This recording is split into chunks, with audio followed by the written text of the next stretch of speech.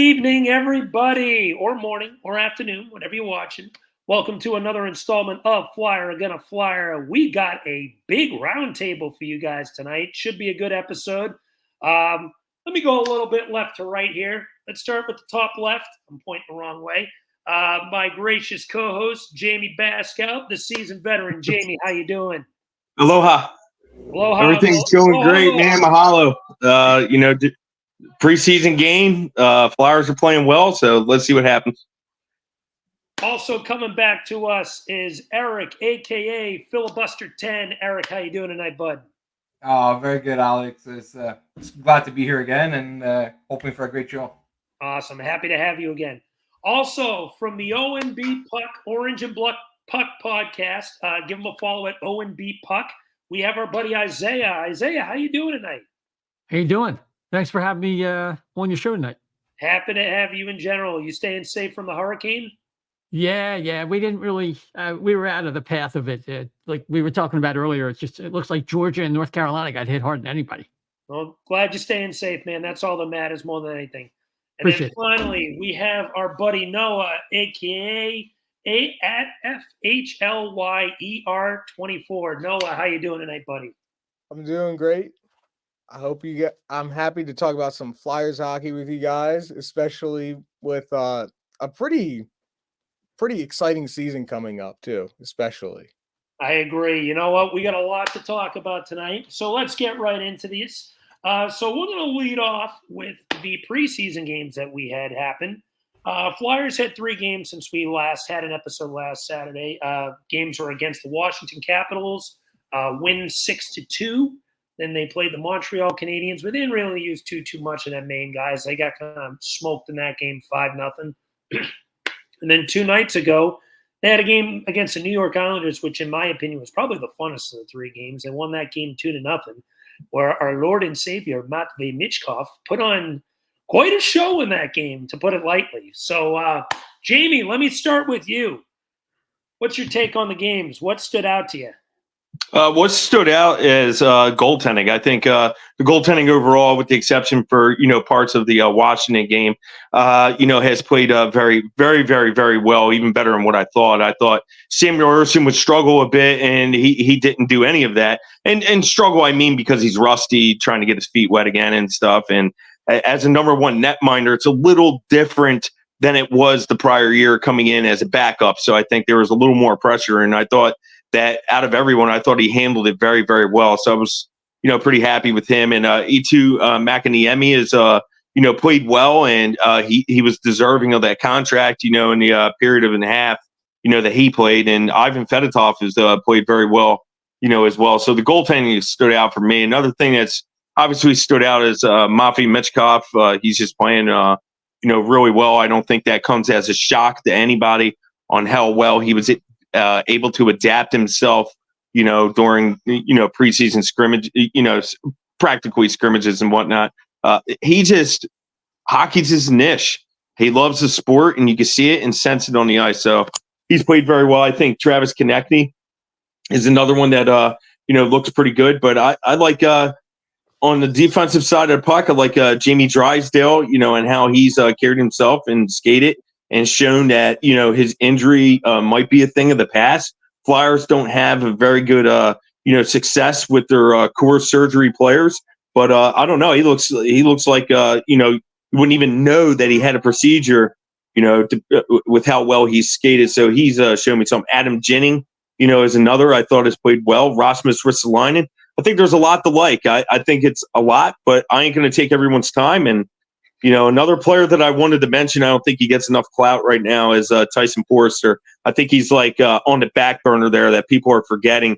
Now, for good reason, because we're so focused on Jett Luchanko and Matvei Michkov, which Jett has played very well in both zones. But Tyson Forster is one that I'm not forgetting. Awesome. Thank you for your takes on that, Jamey. I agree with a good chunk of that. How about you, Eric? Give me your feedback on what you've seen so far. Well, so far, the goaltending has, like Jamey said, has really been impressive. Ersson, clearly, so far from what I've seen from Ersson, he's clearly shown that he's going to be the starter this year, and without a question. Like, look, last year, unfortunately, he had to play so many games in such a concentrated amount of time that like he broke down, he wore out. So I'm glad to see that like he came in this preseason, he's doing great.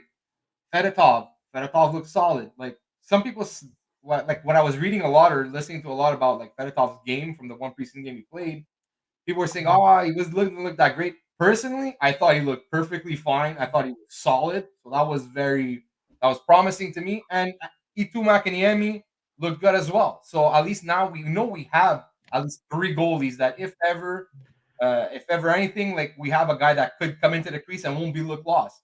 Like Pedersen looked lost. He didn't look good at all. So at least we know we have 3 goalies that we could depend on. Also, what I took from is I was looking this preseason so far in the first 3 games. I was looking for who's gonna step up, who's gonna maybe steal a spot.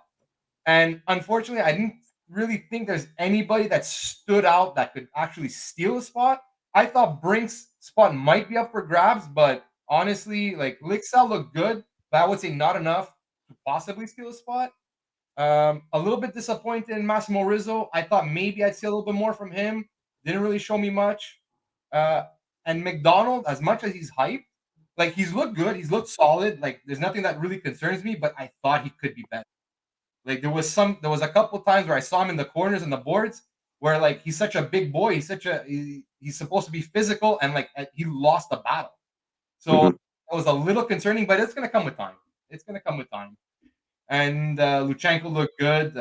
Can't complain. I thought like I didn't watch the Islanders game, but from what I read, his offensive game was a bit stymied in that game there. So we'll see how the offseason continues, and hopefully they can just get better. He can improve. Michkov, I'm just not even going to talk about Michkov because like what else can there be to say? Like it is what it is. He is who we thought he would be, and it's just great. And so yeah, that's it. And honestly, now it's not his fault, but like I would have liked to see Tuomala, but unfortunately he got hurt, and what are we gonna do? So yeah. Honestly, I like a lot of those takes. I feel like I kind of have to agree to an extent. I don't know if anyone's really done quote unquote enough to steal a spot, but there has been some interesting battles. Some guys have been better than others. Ronnie Attard is a perfect example of a guy who's kind of really taken a step back. I think his time here is obviously done. I'll mention 1 or 2 players when I come onto my turn. But Isaiah, how about yourself? What do you have? What stood out to you so far in the preseason? Well, you know, it's hard to go through a list after a couple people because obviously there's going to be a lot of duplications. I don't want to do that. I'll take a different spin on this. I think that when you think about the talk going into camp, where there weren't going to be a lot of surprises, and it was supposed to be Michkov, and we'll take a look at Luchanko. Will he play in a manner that makes us feel more comfortable with the pick? Because I think we all admit at the time we were thinking Hellenius and obviously Zeboyam.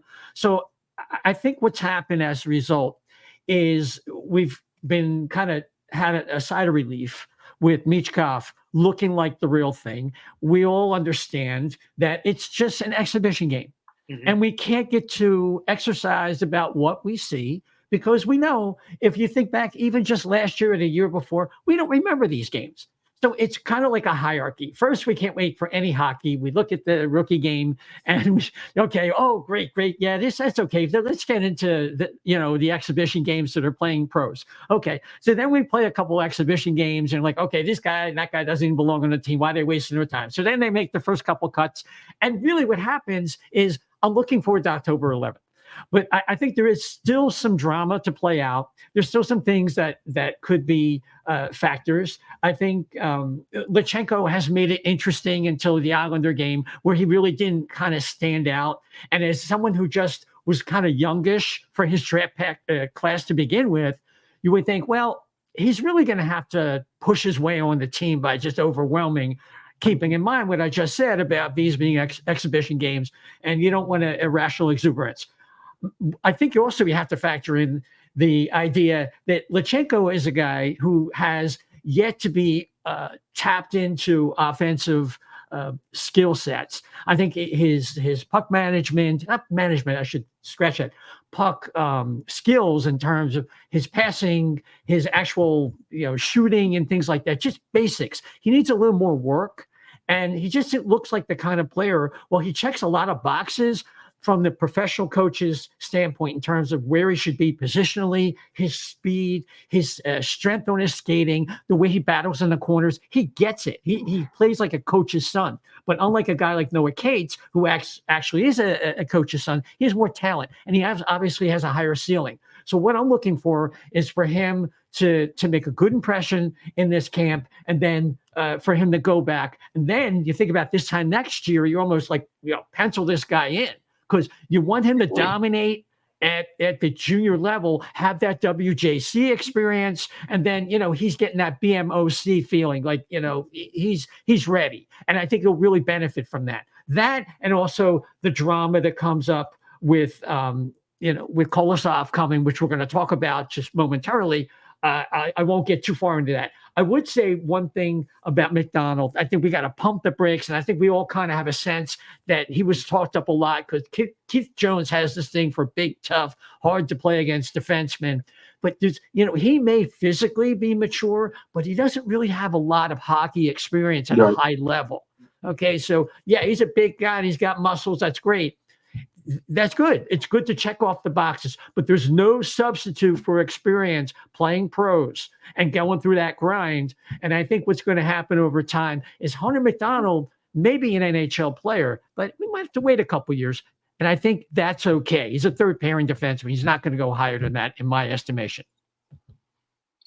It's good look there, Isaiah. I actually like the way you broke that down, especially when it comes to it feels like the hierarchy is some of these guys who are knocking at the door but aren't quite there yet. It's good to at least be able to see the progression that they're making and where they could stand out a little bit further down the line. Luchanko and McDonald are two perfect examples of that. So it's definitely just good to see the progression just in general. Noah, let me hear from you. What stood out so far in your eyes? I mean, like Isaiah said, when you're at the end of the line, it's kind of hard to come up with new examples. So obviously Michkov, he's come as advertised. Don't really have to go too much into that. Like everyone said, the goaltending it's felt a lot more stable this year coming into it after seeing how Erson and Fedotov ended the season. Of course, Fedotov only got 2 games really and looked all right. Wasn't really great, but also he just got over from Russia. So, but Erson, you could tell the starts were getting to him. And so to see him come back, especially Erson come back and look so calm and collected in net was really good to see. And seeing him get a shutout, even if it is preseason, was great to see. Fedotov looks solid to be a backup. And the rest of the guys, even Bjarnason, and I know Zavragin wasn't at camp, but looking at what he's doing over in the KHL, it's looking pretty good for our goaltending future. Even if Erson or Fedotov aren't the guys, I feel way more comfortable now that we have a guy in our system that will be the guy. But I think one of the biggest surprises for me with training camp has been Tortorella. I mean, obviously he's not changing as much as the players are, but I feel like he's kind of changed a bit. He's I didn't think that he was going to hate Michkov. I was never one of those people.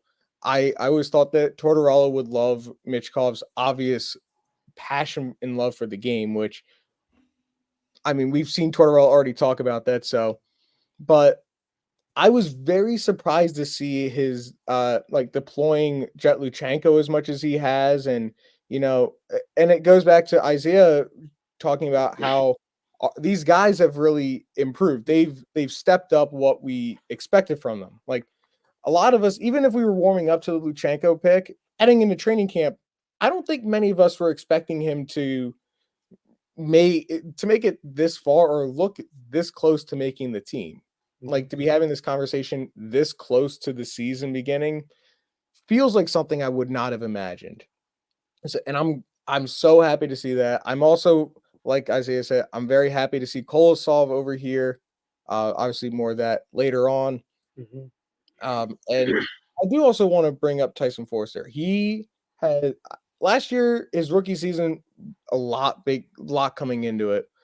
I mean, he played what 8 years the season before, and he had like he had like what like 4 7 points, goals, 3 yeah, he had like 4 goals, 3 assists. Like he played really well. And to come into his rookie season and it was like the first like dozen or so games, he can't buy a goal. And now to come into his, his first training camp after like knowing that he's really going to he's going to make the team. And like with Ersson, it just felt like he was more comfortable and more collected in the games and practices that I've seen so far. Honestly, I want to piggyback off that a little bit because I also Tyson Forster has also stood out to me in a positive way. And I also like your thought process on John Tortorella. I feel like he's evolved as a coach for the sheer fact that he's willing to let his players do a little bit more. He wants to teach the game the correct way. He's always had that intensity about the way he coaches, and that will never change about him. But I feel like the leniency he has of letting guys build off of their strengths while still wanting to show them the way to play the game correctly is something that he's adapted more towards in his tenure with Philly compared to his tenure with the Rangers or his tenure with Columbus or his little mini stay in Vancouver. And even in Tampa, too, like when he won a cup. These are like, this is torts I never really was that familiar with. And I feel like he's really adapted to kind of the style that today's NHL is, where these guys need to be able to freelance a little bit, but at the same time, you need to make sure that they're learning the game the right way and playing the system the right way as well. But he gives guys a little bit more leeway depending on the player's strengths, obviously. Excuse me. Forster is another guy, like you guys have mentioned, that has stood out to me, as you and Noah and Jamey mentioned. I feel like this is a guy, as Noah mentioned, feels a lot more comfortable there. He had a good second half of the year last year. He ended up with 20 goals, 13 assists, a good solid 33-point year. He really built off his two-way game, and I feel like this is a guy who really has a big chance to make a step forward, maybe potentially sniff a 50-point season, grow his two-way game more, and really just start to make a name for himself more, to be a real strong guy who doesn't just play well offensively, but really shows what he can do throughout the ice and be your next, I won't say Sean Couturier, but type that really just comes out where you know he's going to make a defensive impact the moment he steps foot on the ice. I want to mention a guy that no one has mentioned yet, too, who just got a new contract, Spencer Gill. This is a guy who a lot of people kind of kept an eye on. I think he's a former second-round pick, and I thought he had a pretty solid camp. He earned that at 3-year contract. He's not going to make the team, obviously, but he was someone that really stood out to me in a positive way. I feel like he took a little bit of a step forward. From a perspective of worrisome, I'm going to piggyback on something Jamey mentioned off air. Sean Couturier, I don't want to really play him much as a consistent 1C anymore. I want to rotate this guy between 1, 2, and 3C.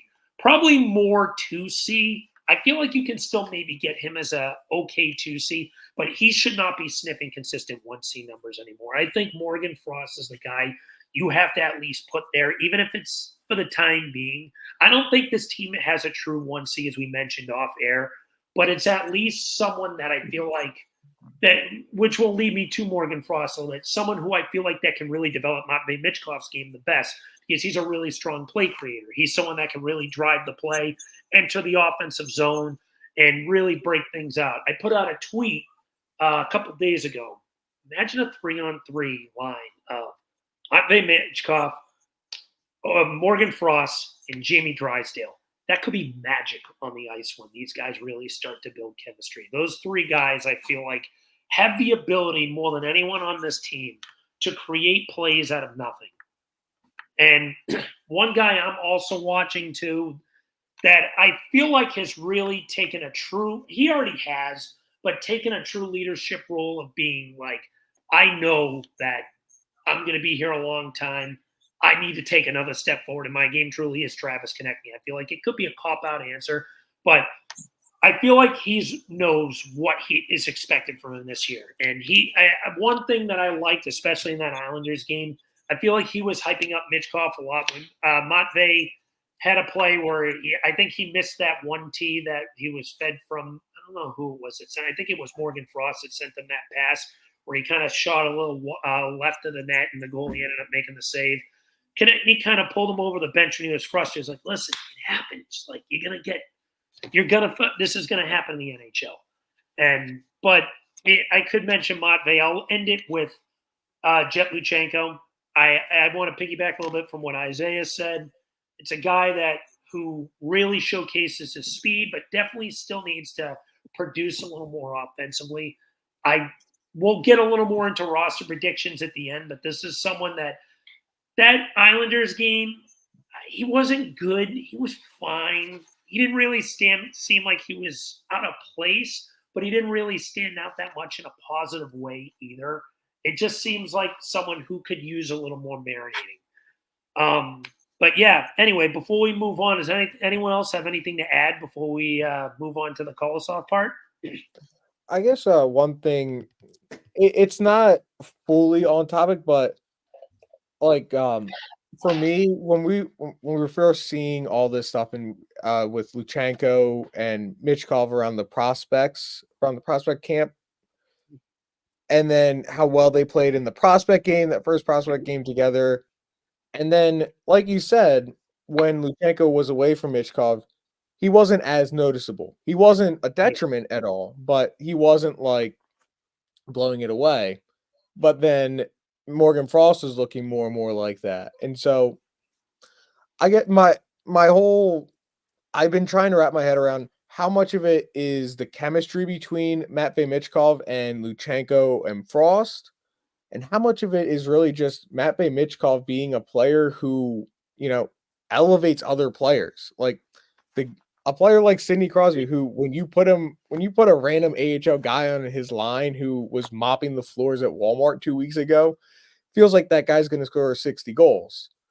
I'm not saying that Michkov is going to be like that, but I mean, he's obviously got the talent to make some amazing plays. I mean, we saw him make amazing plays that like Owen Tippett wasn't ready for. So I think the whole season is going to be kind of trying to figure out how much of it is chemistry and how much of it is just Michkov playing with other guys, making them better. I think it's hard to say right now. I think you got to temper some expectations or temper some of the stuff. Like, the rookie game, they're really not playing against anybody. It's, prospects on prospects there. And then you saw Jett Luchanko play a more NHL lineup, the other night. So, and I wouldn't say he struggled a bit, but he didn't pop, like you would want him to if you're on the bubble of making the team, right now anyway. Not that he played bad. I'm not saying he played bad by any means, but he just didn't pop like, oh my God, he has to be in that lineup. He didn't have that wow factor to me.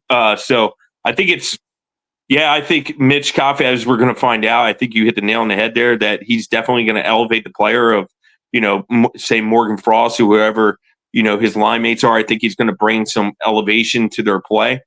But it's kind of hard for me to say right now, yes, it's definitely him, because it's preseason, it was a rookie game and stuff like that.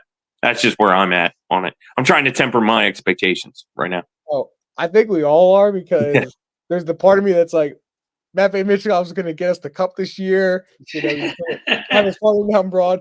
But realistically, I'm not going to be like Danny Breer and say, Broad Street, get the celebration ready. Get those rally tails. And I also think it was really stupid for Briere to come out and say, like, it's going to be a rough season for him. Like, I understand wanting to temper the expectations and not be like, and not say that Matvei Michkov is the Messiah or the savior of the Flyers. I totally get that. You don't want to put that on 19-year-old shoulders. But I think we should expect a good rookie year. Yeah. I would expect a good one. I just want to say quick, one thing that I also noticed is in game one, in the first preseason game, was the power play. The power play was rolling. It looked a lot more deadly. With Michkov and Drysdale and Frost together, and then Farabee in the bumper spot, rolling. And then, but you saw the difference when we had the second preseason game, and you had the usuals, like some of the usuals from last year, and they barely were able to set up in the zone. Night and day. Incredible. Yeah, you could definitely see the difference. Not just adding Michkov, but I think the sheer fact that they have been adamant about trying to make this power play work with their consistent meetings for it. They want to really see. Was what plagued them last year, was having yet again the dead last power play. That has to change. Rocky Thompson, your job's on the line, plain and simple. Yeah.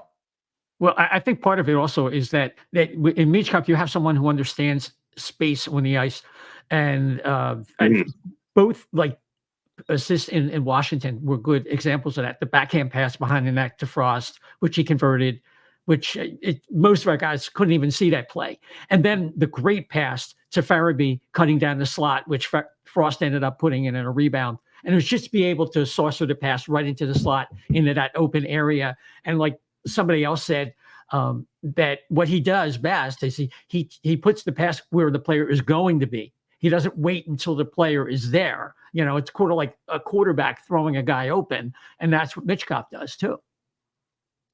He does have great puck play and great puck protection. He uses his spatial awareness amazingly, especially in those puck battles. I agree with that, guys. I agree with that. Well, with that being said, let's take a little step forward.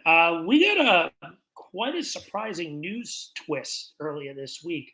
Alexei Kolosov shocked us all and made his way to Philadelphia. This is something me and Jamey have talked about on prior shows, where we were very hopeful that he'd come over here, and things ended up seeming more and more downhill, and then out of nowhere he finds his way here towards the end of the week.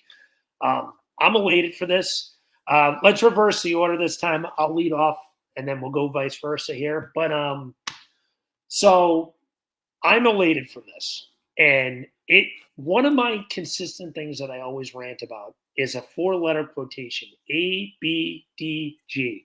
Always be drafting goalies, because you never damn know what the heck's going to happen. One of these guys could not perform up to expectations, which we've seen over 20 plus years since Hextall left, or we could have what happened with Kolosov, which thankfully ended up being resolved, or we could have what happened with the goalie we shall not mention last year.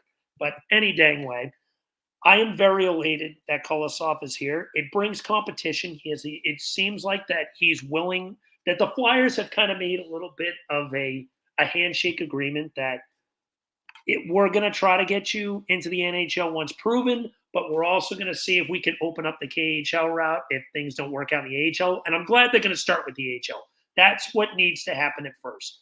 I don't want this guy to be thrown into a gas fire. Let him to marinate in the AHL, play well, learn the American game system more. He only played, 2 games there last year, I think, when he came over, something like that. And then Peterson caught fire during the AHL playoffs, so he didn't really get too much burn after that. I want him to get more run this year. I think the Flyers are going to start off with the obvious of Urson and Fedotov and see where things go from there. If one of these guys struggle, there's an easy path up here. I know they both have at least 2-year contracts, but I think this guy has a true path here if he succeeds well in the AHL after, say, 30-so games, and one of Urson and Fedotov struggles. I think Torts will give the green light, and Danny will give the green light. We could see him here maybe sometime in January. Who knows? How about you, Noah? What do you think?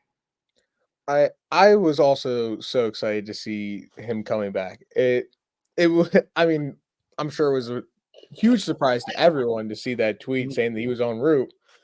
And I want to also mention Anthony Sanfilippo has a great article on Pattinson where he not only goes into more detail about what was going on with it, but also talking about some of these Russian and Belarusian articles that make, like, I'm not sure if anyone saw, but the day that Kolosov was practicing with the Flyers, a Russian journalist put out that he was only coming over to negotiate a contract termination, which obviously I don't know if that's true or not. I'm not in the Flyers organization at all.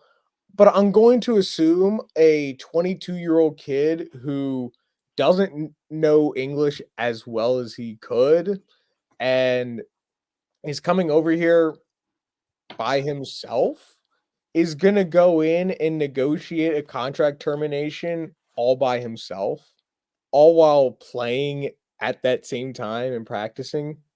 Now, like you had mentioned, there's the possibility that if he's in the AHL, probably longer than they think than he or the Flyers think he should be, they would allow him to go back to the KHL. Which, if if they all have a good agreement about, we'll let you go back there for a year. We'll see how Fedotov and Urson play out for the rest of the year, and we'll reevaluate next year. I don't think that's the worst thing in the world.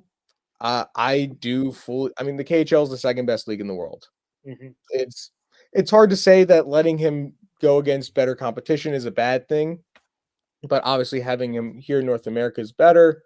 I do think he's going to be here for a while. I think he's going to give it a real try this time, and I think it was Sanfilippo who had mentioned like 6 weeks, that he's probably going to be here at least 6 weeks. Get his feet wet, play more games in the AHL than just two. And, he's also, like you said, Alex, he's going to be the guy who, if Urson or Fedotov falters, one of them gets injured, something like that, Kolosov's the guy. Like, I have no doubt that they've told him, you are the guy if one of these two doesn't play up to snuff, anything happens. And I think that's going to give him more than enough assurance as well. Good points there. Agreed pretty much for the most part. Isaiah, how about you? Well, I tell you, we just did a show with Bill Meltzer, and we spent what I was concerned as the host that night, too much time on this. This is a dead letter, and they're going on, and you're, Alex, you're the host, and it's like, okay, let's go. And what happened was, yeah, everybody. The host knows the struggle, believe me. That's right. That's right. Hurry up. That's right. So what happened was there were some revelations that night, some things I did not know. And what happened is all this talk about Kolosov at the time last year not playing and then being marooned in some hotel. And what happened is that the Flyers offered Kolosov the opportunity to have ready access to a translator, and they were really willing to do everything they could to accommodate him without, licking the floor. And it really had no choice at all in the matter. So he goes and changes agent to Adam Milstein, I think it is. And Milstein has a lot of Russian clients. And the feeling I'm getting is people around him and his family. We had a source, and the source ended up being wrong. And now the source comes back to us and says the family convinced him that this is his dream and this is what he should do. He's got to give it a try. And I'm thinking, well, yeah, maybe. But Milstein is a pro, and he changes his agent. And at the very least, I think it's kind of something Noah was alluding to. At the very least, he's going to go in and show himself and what he can do. And if it's not going to work out in Philly, he's building some value that helps him and helps the Flyers. Look what happened with Askarov, from Nashville to San Jose. And he just didn't have that. One, he didn't have the pedigree, and he also just didn't have the leverage. He had a signed contract. So I think what we have is a situation where you're kind of between where he was last year and Askarov. He's here. He's going to try to play his way into relevance. And in that interim, if the Flyers have either an injury or we have, some ineffectiveness, the Flyers don't want to be caught like they were last year. We all know that as rough as it was losing, Sean Walker on defense, the biggest reason why they fell off the planet last year was really because of goaltending. Once the other guy was gone and you had to put Urson in that situation, it was too much for Fedotov by the time he got here. He just, he's putting on used pads, So I think it augurs well for something to work out where the Flyers will not take a total loss in the situation at the very minimum. That's how I see it. Very well said. I had some of that I didn't even know, especially when it came to the the agent pretty much helping push it through his family too. Both of those axes I didn't really know at all. I think the family kind of convinced him that this is something he's wanted, and he shouldn't, just because he had a rough experience, not, to let it poison the waters. And I'm just guessing now, parenthetically, this is my guess, is a guy like Milstein who has so many Russian clients. It just is a bad look. You take on this kid, and he wants to stand up for the kid. I think what really happened is he got homesick, and he just. It was a little bit rough on him, and then when the Flyers tried to make some kind of amends, it was maybe it was a little bit too late in his mind. And I think over time, the more I guess more mature voices kind of got into him, and we saw the light. I could just interject one real quick. I think it was Sanfilippo's article that mentioned. It's not unusual for especially Russian agents to try and be like, I can get you this, I can get you that, no matter, and like not really caring whose toes they step on. And so I wouldn't be surprised if he had these other agents who were trying to say, I can get you into a starting NHL role and all this stuff, telling him what he wants to hear. This is all purely speculation on my part as well. So I'm not saying this is true. And I think Isaiah probably is right that at some point, I believe his family was saying, you have a contract with the Flyers. You're not going to play in the KHL. Your dream has been to go to the NHL. Go over there and do it. But yeah, honestly, that's a big thing. I never put that into perspective that his family may have had that big. I mean, I did that he was homesick. But I didn't really think of the fact that his family may have given him the push to get back over there. But that's big. I spoke to Jamey about this a couple weeks ago. I thought one big reason is he thought a path may have been blocked off about Ursin Fedotov being under contract for 2 years. So I thought maybe, who knows, he may feel like that he's restricted and stuck in the AHL. Well, that's the thing. 2 years is nothing in the NHL. Yeah. I mean, if a guy what happened? Peterson had like 3 years left in a contract, and he got let go because he just couldn't do it. He fell off after that contract. And the way guys get hurt, it's crazy. It can happen at any point. Eric, what do you have to add to it? Sorry to hold you up a little bit there. No worries. Well, first I wanna say, like, good job by Briere. Honestly, good job. He stood his ground. He didn't give in. Look, at the end of the day, the kid had a contract. We already did him a favor in letting him play 1 year, paying him an NHL salary to play in Russia. The deal was year 2, you come over. Now, also, like, what I didn't like, what I heard, like Bill Meltzer was saying he said on Flyers Daily a couple weeks ago, and I think Isaiah, he said it again on your podcast. When they wanted him to come over last season, it was like pulling hair. It was like he had to be even convinced just to come and like finish the season here. He was hesitant on coming over. So for me, that if I hear that tells me the kid never intended on coming, or maybe maybe there was an agent in his ear telling him, listen, look at the Flyers. They have Carter Hart. They just traded for Peterson. This was last year, right?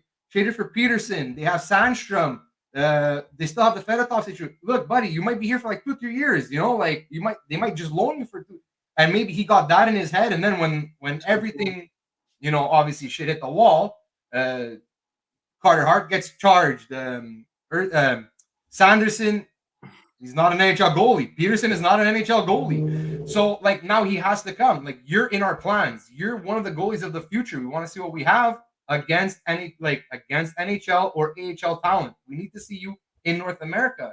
And even Briere said in one of his press conferences, look, we're going to use 3-4 goalies. People get hurt. So if we start the season, Ursin's doing great, Fedotov's doing great, but then Ursin busts his knee. If he's not here, who do we have? So I'm really applaud to Briere getting this done. I think it was on 32 Thoughts where Elliot called him like the Russian whisperer or something. I was just gonna say that. You stole my damn thunder. I was literally sitting here Russia, just getting all these Russians here. Russian friggin' mastermind. I don't know what he does. He did it with Fedotov. He got Michkov over here. He's worked his magic with Kolosov. This guy has some magic powers with the Russian players. It's incredible. Maybe he convince Ovechkin when they're a cup contender to play 1 year here too. Yeah, who knows?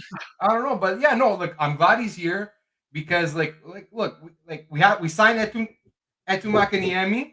Great. You know what? Like, I was actually looking at his numbers, and something that I found was actually kind of interesting on Makaniemi's numbers is that the last 3 years, whether he's playing the ECHL, the AHL, the NHL, and even if you go back a year before in Liga, the guy has never had a save percentage under 900.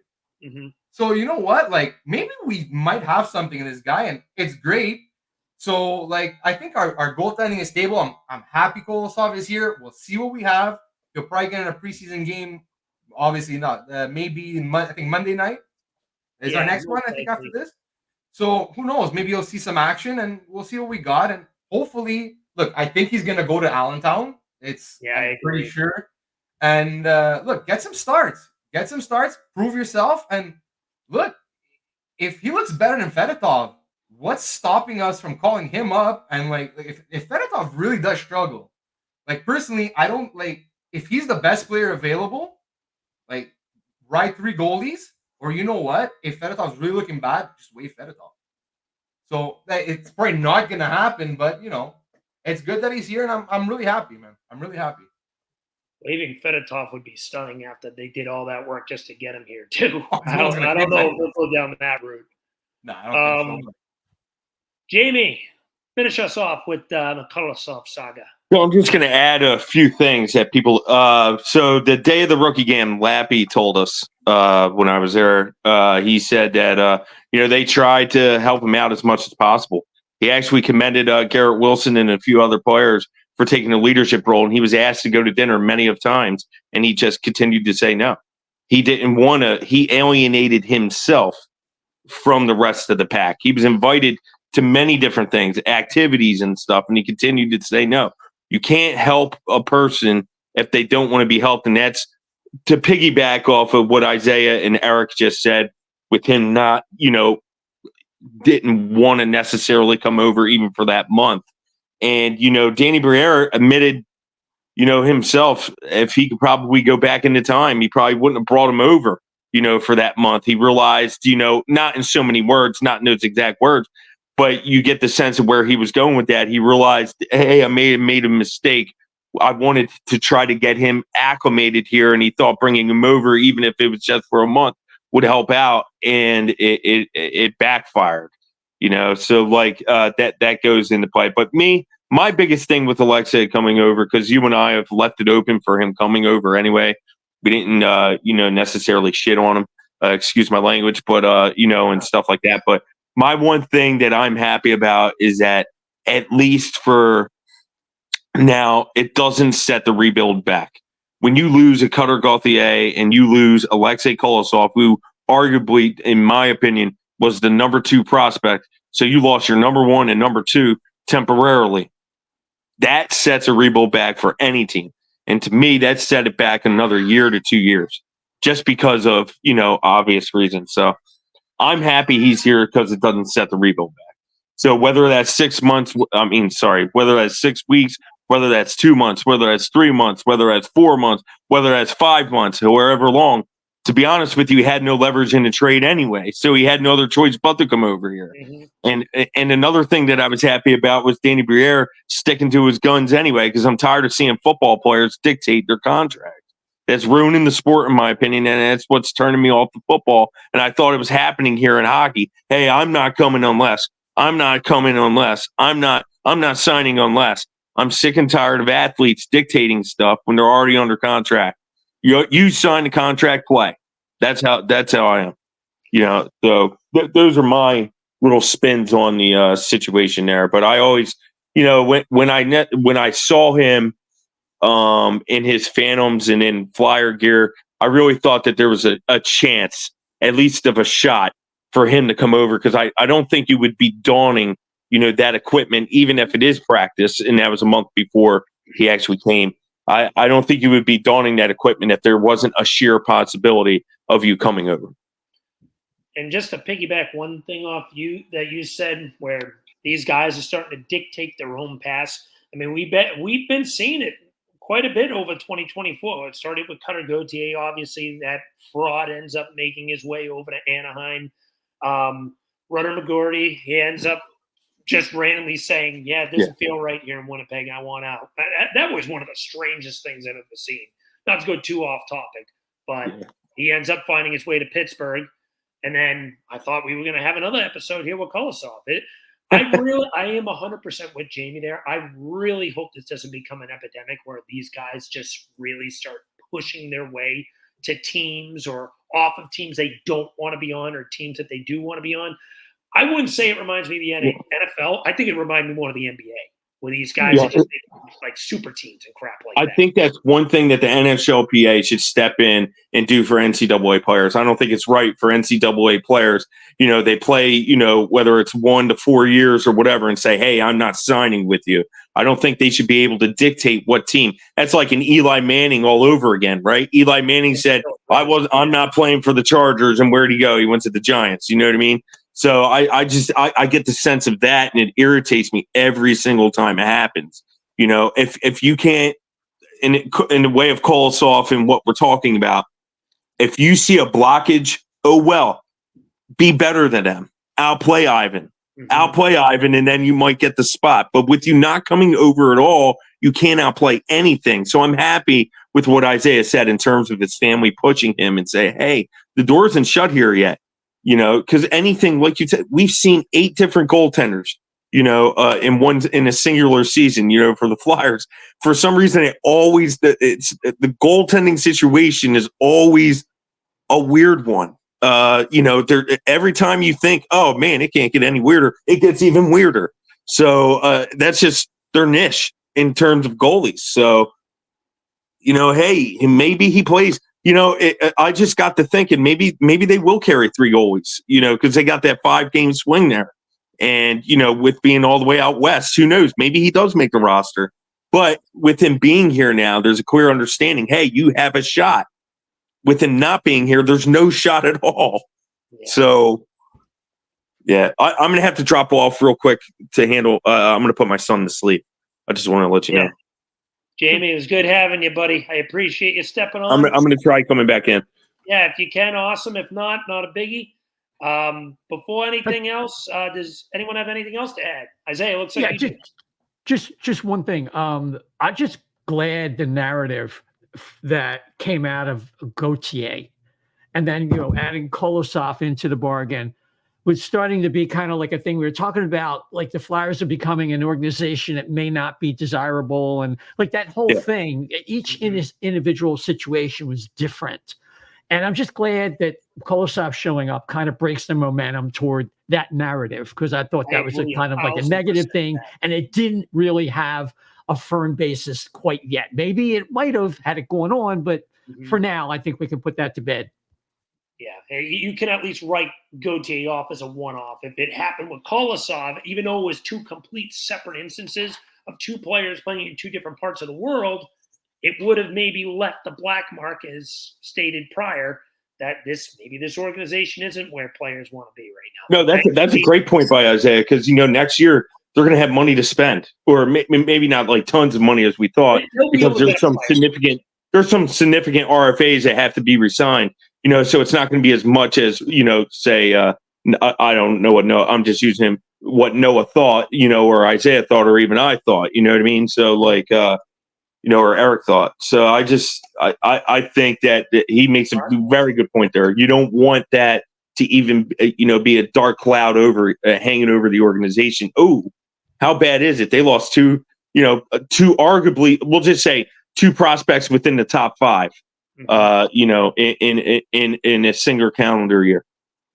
I think one of the biggest things is even if Kolosov didn't come over, and even if they were both had nothing to do with the Flyers organization, like I don't really know, but if Cutter Gauthier and both Alexei Kolosov had reasons to not stay with the Flyers that were not at all to do with the Flyers themselves, even if that's the case, it's not a good look at all to lose two prospects who, regardless of how great they are, they're good enough that they were getting enough attention and that it looks bad enough. So it's definitely a lot better, especially since with Kolosov, you weren't going to get anything even if you traded him. Like you might get a seventh sometime in the future. But with like at least with Cutter Goche, we were able to get Jamie Drysdale. And with Alexei Kolosov, just very glad that he is here. And at Yeah. and like Jamie said, maybe he does make the team out of camp and gets that third goalie spot on that West Coast trip to start the season. I wouldn't be super surprised. I mean, I wouldn't want to. Let's say Urson gets hurt in that first game against Vancouver. Yeah. You really want to fly Kolosov all the way from Allentown? Right, exactly. That's a fair point. That's exactly the rationale behind it. Was like it's going to be very interesting to see what they do. Are they going to do 14-7-2 or 13? 13 was it 13 7-3? It's all or 14-7-2. Some. It's going to be interesting to see what they do. Jamie's math is very strong tonight, folks. Yeah, right. I don't think so. Listen, if I had Eric, man, Eric, he looks like a mathematician. I could just see it in his eyes, man. So 13 plus 7 14 plus 7. 3. 47, 21, 223. So there you go. 14 side, you have to go. 14, I'm counting him to 23. I think we should run 5-3. We'll see how. Yeah, but listen, Flyers fans, give every single person in here a follow. Eric, Isaiah, Noah, Alex, they're all really good people. They all do phenomenal work, and Flyer fans appreciate you all, but definitely give every single one of them a follow. These guys are top notch in the business. And like Noah spoke on Ant Sand, phenomenal guy. Isaiah brought up Bill Meltzer. I mean, dude's a legend. Yeah, and he's a man. He is the absolute man. So y'all take care. Have a great night. Have a good one, Jamie. Jamie, have a good night, buddy. Have a nice night. All right. With that being said, let's move on to our final topic of said evening. I'm going to move this into a 4-person block now since we lost Mr. Baskow. Our final topic of the evening, roster predictions. I'm going to go left to right with this new order we have now that it's shown. Noah, how about you lead us off? Who do you think makes it? Who misses it? And what's your final prediction? I mean, obviously, Matvei Michkov makes it.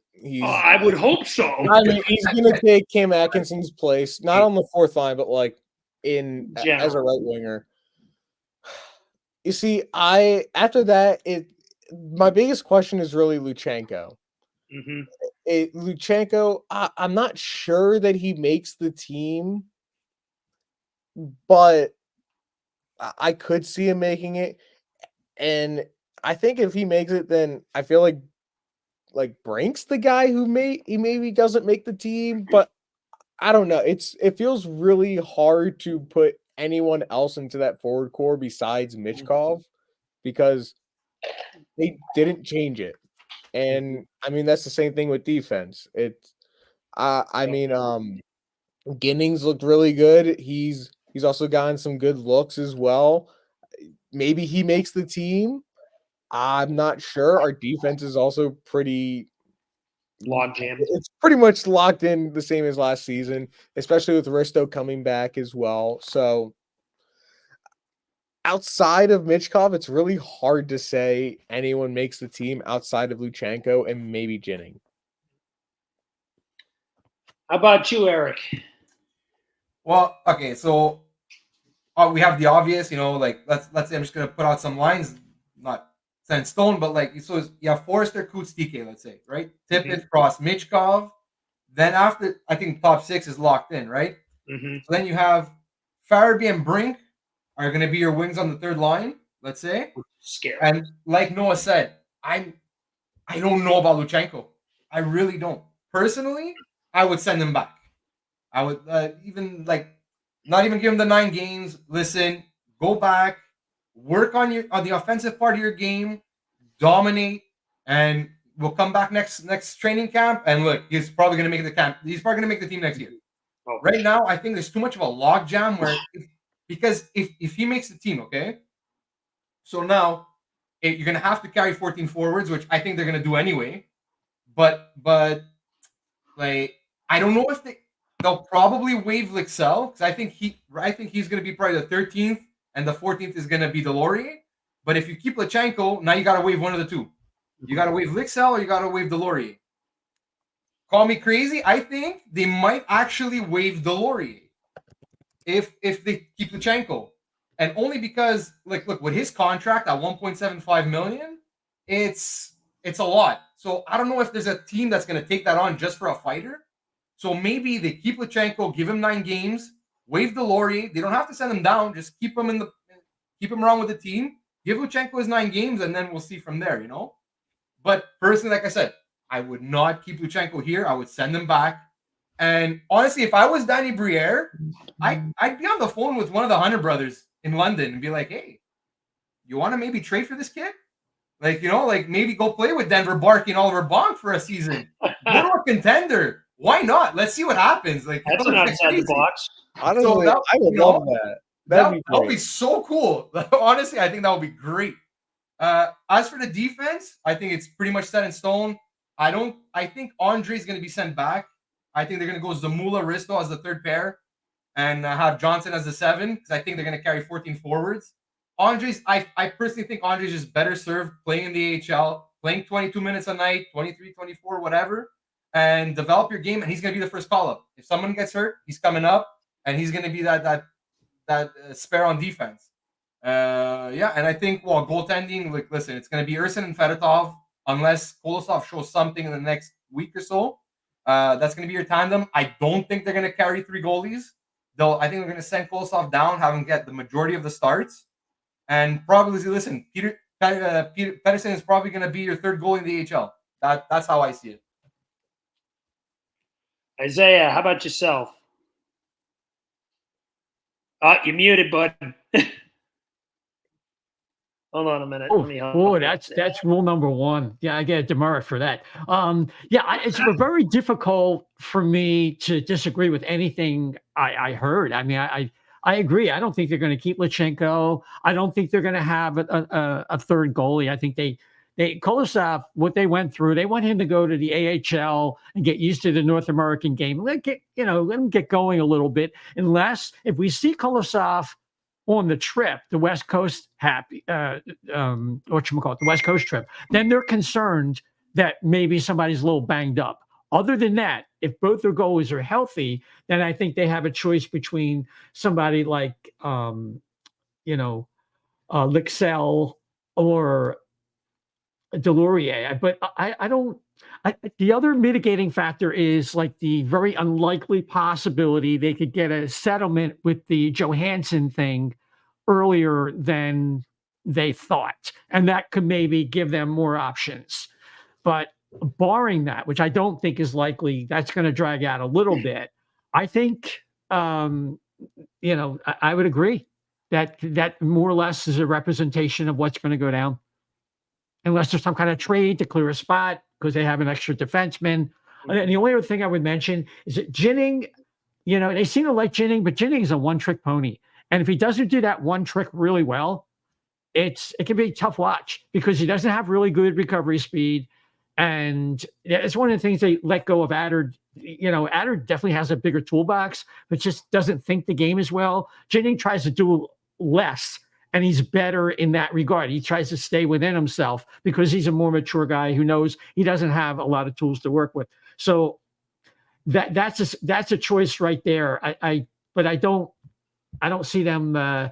If Jimmy does stay, I don't think he's going to hang around for too long. I'm going to piggyback a little bit off of that. I think that for the most part, I don't see too much change. The one guy, as I said off air, is maybe Emil Adrane, but realistically, I don't think that they're going to probably keep him just to sit on the bench or maybe run 6 D-man minutes.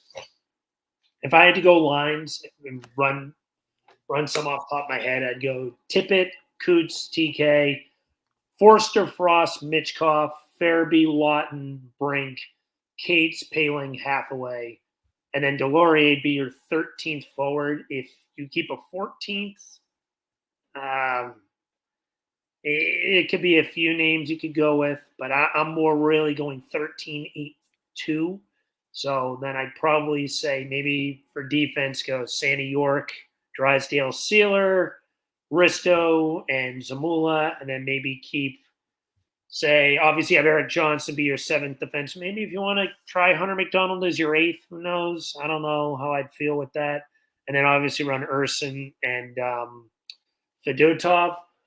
One thing I want to bring up, I really hope Emil Adrane continues to develop in the AHL. I want him to keep pushing and pushing where the Flyers realize this kid needs to be up here, and it leads to them training Rasmus Ristolainen. This team needs more cap next year. And this is something I brought up with Jamey on a prior show. They're not going to have as much cap as we think.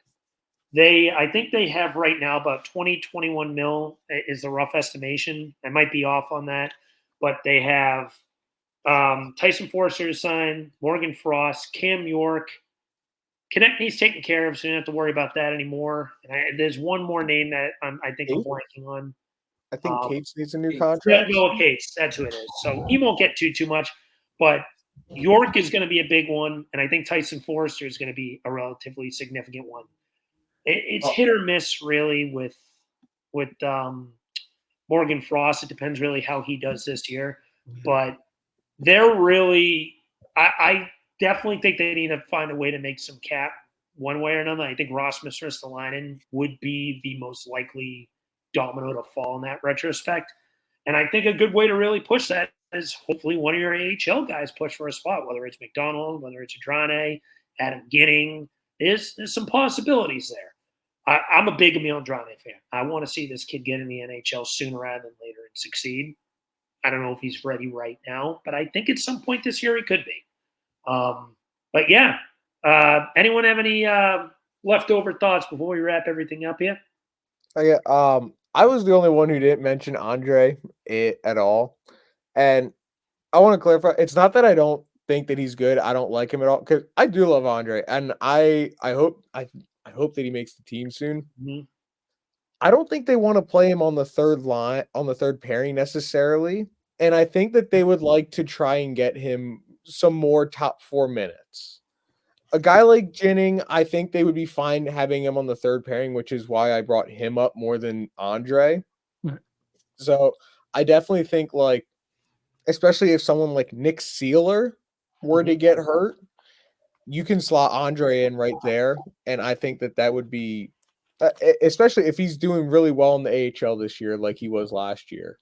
And you get him on a line, on a pairing with Jamey Drysdale, who hopefully is going to have a huge season now that he, like we all alluded to, looks 100% healthy this year, looks a lot better, his skating especially. So I think Andre is going to have a big role in this organization, and I do hope that it is soon. But I don't think it's straight out of camp.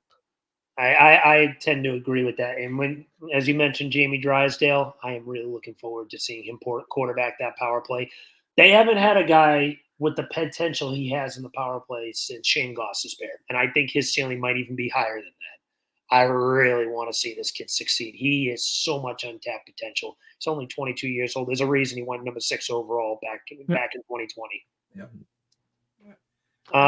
Quickly, I said, I think if they do carry 8 defensemen, I think it's just gonna be Ginning. Because if you think about everybody else, like Andre, like you said, he's what's the point of having him on the third pair playing like 10 minutes a game? Yeah. Give the kid the over 20 minutes in the AHL. Helge Grans, he's not ready yet. There's nobody added. We saw it was a disaster. I don't think. Look, could it have been a bad game? Maybe. But I think we spoke last week, I thought Ginning was better than Adard last year in those few games that they played, and they actually played Adard more. And honestly, I was like, what? So yeah, and also I heard on I think it was Charlie O'Connor that said it. This is regarding Kulisov, but apparently Rodrigo Abels speaks Russian. Yeah, yeah, that's that might be a reason why they brought him.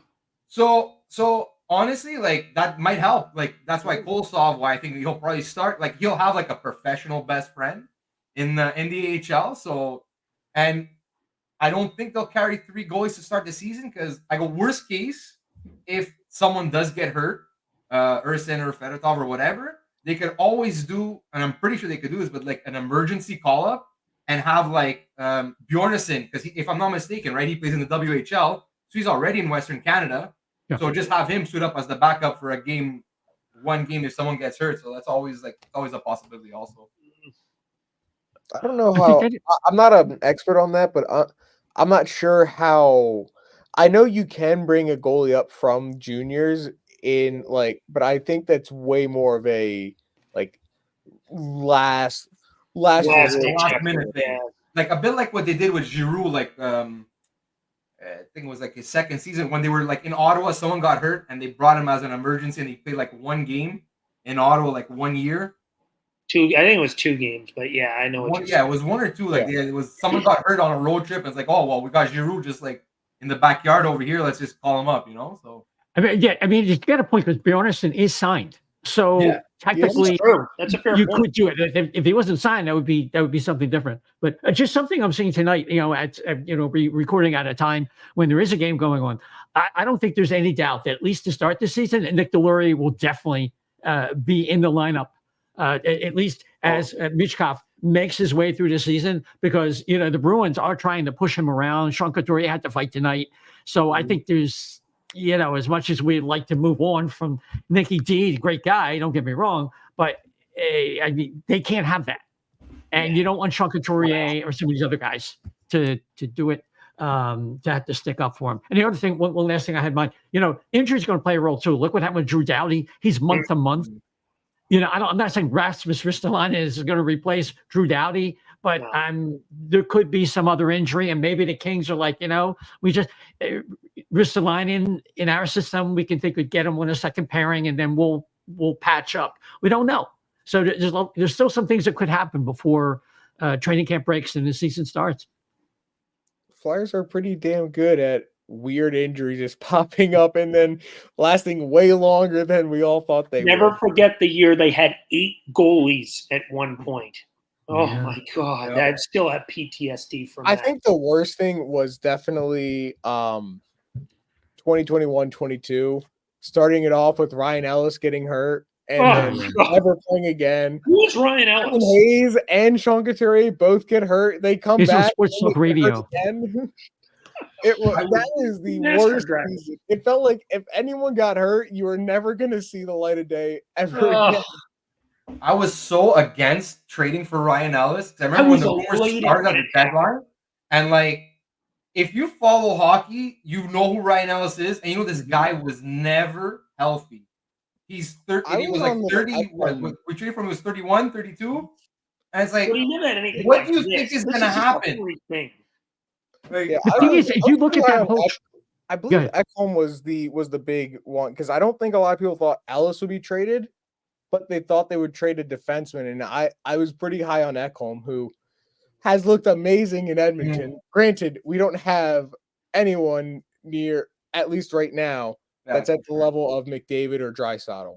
True. Maybe Matvei Michkov can get there in like several years, but obviously, as of right now, no one even close to that, which maybe changes Ekholm's trajectory, but he's still playing, which is a positive. That whole trade was a washout. Everybody involved became nothing. Everyone sucked in that Ellis trade. Cody Glass is barely hanging on. Guy of the trade. He's the only one still playing. I think still in the Noah Patrick. AHL.